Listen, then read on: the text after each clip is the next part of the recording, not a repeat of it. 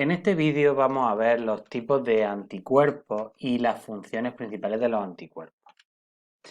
Principalmente hay 5 tipos de inmunoglobulinas, que a continuación vamos a ir viendo y vamos a destacar algunas características de ellas. Empezamos por las gamma globulinas, IgG. Aquí aparecen en la imagen, sería el típico anticuerpo, se ve normalmente. Son los anticuerpos más numerosos en la sangre.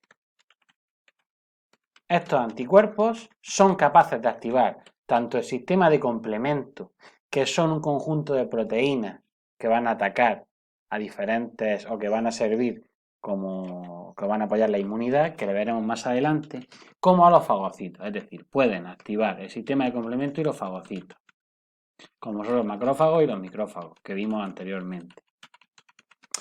Pero lo más importante es que son los únicos capaces de atravesar la placenta y entrar dentro del feto, proporcionando una inmunidad natural pasiva. Aquí tenéis lo que resaltan en selectividad de ellos. Aquí tenéis una pregunta sacada de selectividad muy importante, que dice, en relación a los distintos tipos de anticuerpos, para evitar una clasificación en forma de tabla, sería suficiente con que el alumno reconociera que los anticuerpos desempeñan distintas funciones biológicas y en distintas localizaciones, y supiera indicar alguna característica diferencial de los mismos. Por ejemplo, saber que, y aquí os voy a poner lo que ellos destacan de cada tipo.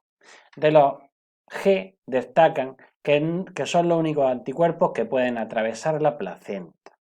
¿Vale? Solo los linfocitos G, los anticuerpos o las inmunoglobulinas G, pueden atravesar la placenta. El segundo tipo que nos encontramos serían las M, las inmunoglobulinas M. Estos son los primeros anticuerpos que se encuentran o que se exponen al antígeno. Están compuestos por 5 monómeros de anticuerpos, unidos por puentes disulfuro, como tenéis aquí. 5 monómeros de anticuerpos unidos. Y por una cadena polipeptídica denominada cadena J, que sería esto de aquí. Estos son los que tenéis en la imagen. Estos también se encargan de activar los macrófagos y el sistema de complemento. Vamos a ver lo que destacan en selectividad de ellos. Respecto a las inmunoglobulinas M, destacan que son que en el periodo inicial de la infección predomina este tipo de inmunoglobulina, las M. Ojo, y además, algo que deberéis de copiar en el libro.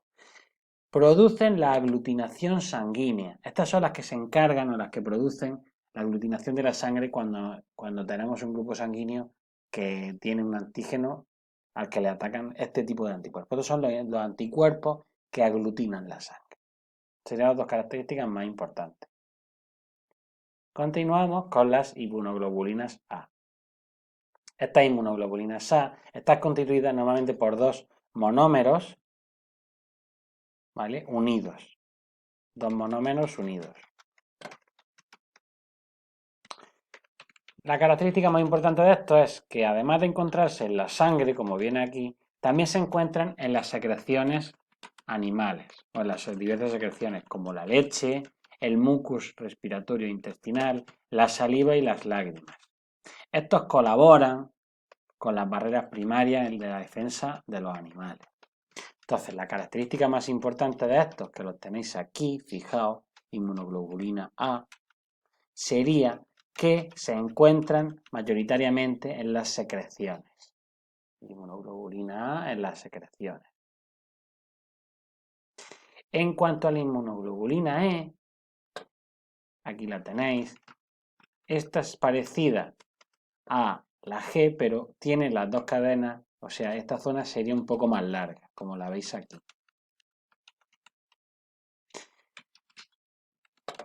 Estos están principalmente en los tejidos y lo más importante es que son los principales causantes de los fenómenos de la alergia. ¿Vale? Eso es lo más importante. Entonces, inmunoglobulinas E, tipo específico de la respuesta alérgica, las inmunoglobulinas de tipo E. Y finalmente tenemos las inmunoglobulinas D. Estas son los que se encuentran alrededor de los linfocitos B y son los receptores de estos linfocitos B. Recordad en la imagen del día anterior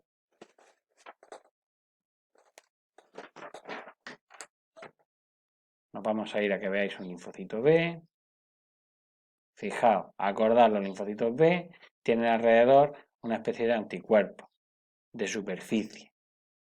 Pues esos son, como hemos dicho, los linfocitos T, las inmunoglobulinas T, que aparece aquí. Las inmunoglobulinas T se encuentran en la superficie de los linfocitos B.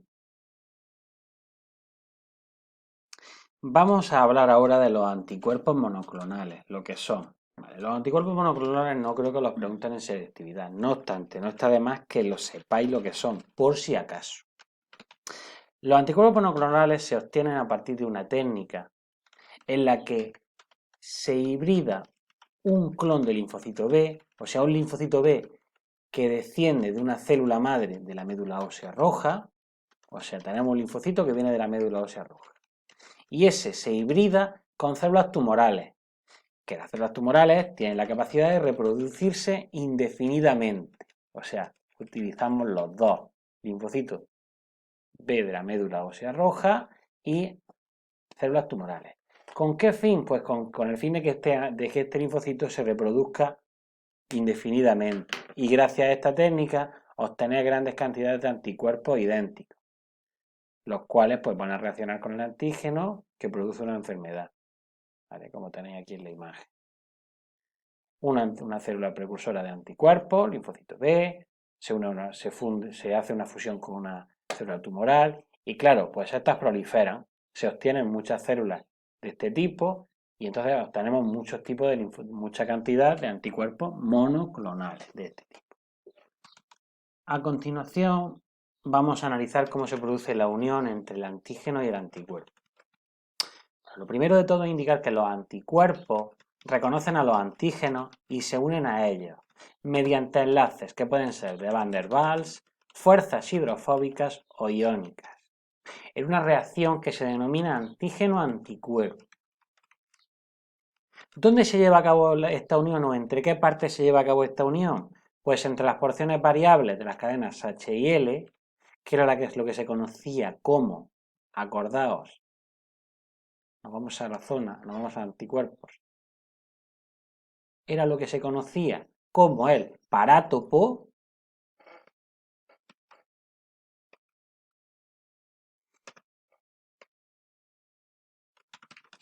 y los determinantes antigénicos del antígeno, el epítopo, la parte del antígeno que se une al anticuerpo. Recordad en el tema, vamos hacia atrás,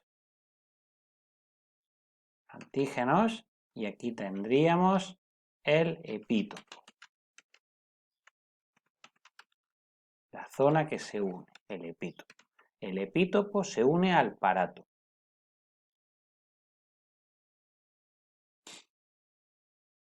Esta unión nunca se produce de forma covalente o no se forma ningún enlace covalente, de manera que la reacción es reversible y antígeno y anticuerpos se pueden separar.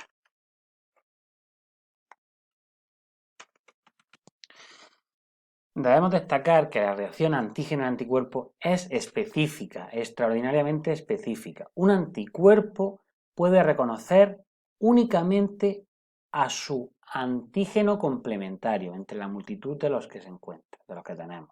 Solo reconocer a uno. Y la acción o las funciones de los anticuerpos pueden ser específicas. Las reacciones que se pueden llevar a cabo pueden ser de precipitación, de aglutinación, de neutralización y de opsonización. Vamos a ir viendo una a una. Empezamos por la reacción de precipitación. Pues bien, cuando nos encontramos con antígenos que son solubles, que están disueltos en el torrente sanguíneo, normalmente, los anticuerpos libres que están en el plasma se pueden unir a ellos y unir unos a otros, unos antígenos a otros, de manera que se formen grandes complejos macromoleculares, que se conviertan en insolubles y precipiten.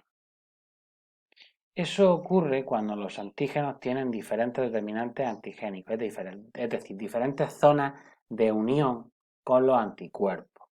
Como se indica en esta imagen, se trata de anticuerpos, se trata de antígenos polivalentes. Polivalente significa que tienen diferentes puntos de unión con los anticuerpos. Fijaos, aquí los tenemos cuando son solubles y al unirse a ellos se forma un complejo tridimensional que precipita. En cuanto a la reacción de aglutinación, esta se produce al reaccionar los anticuerpos con moléculas de antígenos que están en la superficie de bacterias u otras células. Como resultado de esta reacción, pues las células forman grandes agregados que se alimentan con facilidad e impiden la acción de estas bacterias normalmente. A estos anticuerpos se les denomina aglutininas. Os voy a mostrar una imagen en la que se ven. Fijaos, aquí tendríamos unas bacterias que están unidas por las aglutininas, que se alimentan y no permiten la acción de estas bacterias. Se forma un complejo muy grande que hace la sedimentación, impide a las bacterias llevar a cabo su acción. La reacción de neutralización se produce principalmente con los virus. Consiste en unirse los anticuerpos a la cápsula vírica e impedir que el virus pueda infectar a células, como muestro en esta imagen. Fijaos, aquí tendríamos el virus, aquí tendríamos una célula a infectar. Aunque aquí ponga antígenos, imaginaos que estos son virus, ¿vale? Pues entonces, los anticuerpos se unen a los virus e impiden que estos puedan llegar a la célula y la infecten. En cuanto a la opsonización, la vamos a ver por estos apuntes y los vais a copiar luego en el libro. Las opsoninas, que serían los anticuerpos que producen esta opsonización, lo que hacen es fijarse a los microorganismos y marcarlos. Los marcan para que las células fagocíticas los localicen mejor y los puedan fagocitar. Es como, por ejemplo, si en una selva necesita recoger un helicóptero a alguien, pues se tira un brote de humo y se sabe la zona en la que están las personas a recoger. Pues los anticuerpos actuarían de esta manera. Se unen, en este caso, por ejemplo, a la bacteria y la marcan. Y le dicen al fagocito que tenemos aquí que esto es algo que debe fagocitar y debe eliminarlo. Después lo que hace es fagocitarlo y lo elimina. De esto vais a encontrar algunas preguntas en selectividad. Como por ejemplo la que tenéis aquí. Fijaos, cómo aparece aquí la opsonización. Mirad, mecanismo de opsonización, mecanismo de respuesta humoral, porque la llevan a cabo los linfocitos. Por lo que determinados anticuerpos se unen a antígenos de superficie de microorganismos, marcándolos para que las células fagocíticas los localicen y los fagociten. Esta es una imagen típica que os podéis encontrar. A modo de resumen de las funciones de los anticuerpos, aquí os dejo algunas de las más importantes.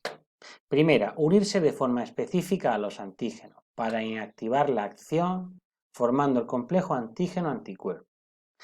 Segundo, estimular el proceso de opsonización, por el que al unirse a antígenos de la superficie de bacterias y virus, los marca para que sean fagocitados. Neutralizar microorganismos y sus toxinas. Precipitar moléculas de antígenos disueltas en líquidos corporales. Colaborar con la eliminación de bacterias mediante la activación de proteínas de complemento. Para finalizar, os dejo la imagen de un ejercicio de selectividad en el que indica cómo se produce la reacción antígeno-anticuerpo, cuál es su finalidad, cuál es la naturaleza química del anticuerpo y 3 posibles consecuencias de la reacción.